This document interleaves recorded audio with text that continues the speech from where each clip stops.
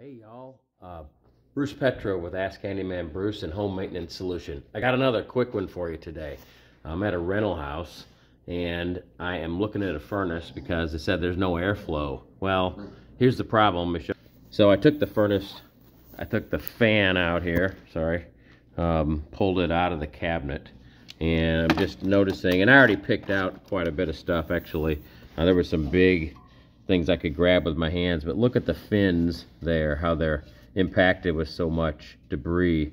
And partially that's because they don't push the air filter in all the way, or sometimes they run without an air filter, which that's not a good idea. That can also impact your A coil further up in the furnace. So the air blows up here and the A coil is up there, right? So all that dirt that comes through there is going to go right up through there.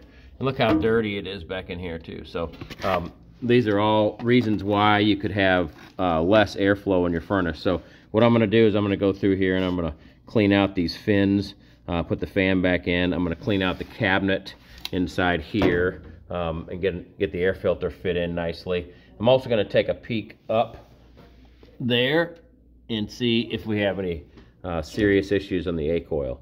That should restore airflow and should get us back. If you have a furnace that has low airflow and you think that this could be the problem, check it out.